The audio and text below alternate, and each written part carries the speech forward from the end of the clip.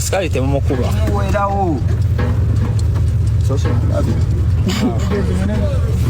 Shanga lwaki sifuluma? Iyi kajuice nga tokamazeemu.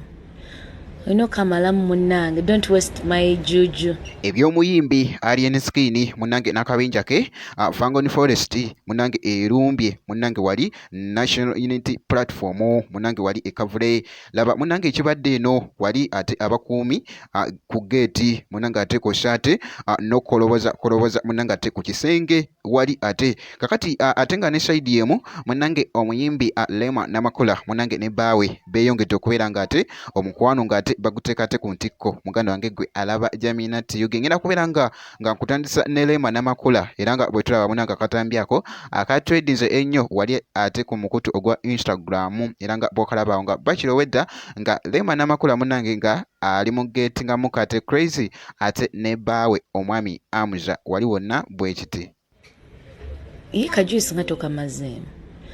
Olina okamalamu munnange, don't waste my juju. Don't waste my juju. Malamu akajuice. You're putting all that juju is going to waste. Please drink it all.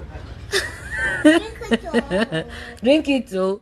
Naye nga bwekityo munnange ate bwe kitambudde akatambyako katwedinze nnyo wali ate ku mikutu egy'enjawulo kakati esaidiyo nga nvuddeyo munnange kankutegeezeko wali akatambi ka CCTV munnange cameras ekiro ekikeesezza olwaleero ku ssaawa nga 9 awo munnange ku ssaawa nga 9 awo munnange akabinja munnange ak'abavubuka nga bakulembeddwamu omuyimbi Alien Skin munnange munnange balumbye wali ekitebe kya National Unity Platform Makerere munnange wali kavule batiisiza munnange abakuumi b'oku gate kosa ate munnange n'okukoloboza ate ku kisenge wali munnange ku kizimbe kakati nno kino nno kiraze obutali bumativu munnange ate mu bafaanizi kosa ate n'akatambi kano oba n'obumu ku butambi munnange ate obugeetinze nnyo wali viral muganda wange gwe alaba Jamina Tiyuge embeera bweti bwebadde eshaidi eno bwe kati.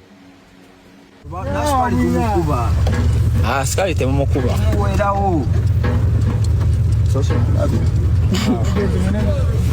Shanga lwaki sifuluma? Ebifaananyi kati kuba lyonna abagenzi okuba ati tekuli asobola ati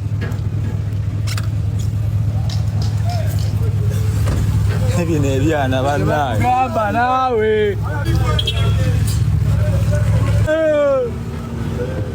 kakati era nga eno enkola munnange gye bakoze era nga munnange mbu yenkola yemu nga sipapa n'abalala gye bazengamu nga munnange ate basoomozaamu naddala nga okulonda kunaatera akatambyako bwe katyo we kagetingidde wali ate viral ate wali ku mukutu ogwa Facebook ngenda kubeera nga nkomawo ate next update endala bwe kiti Maseyo.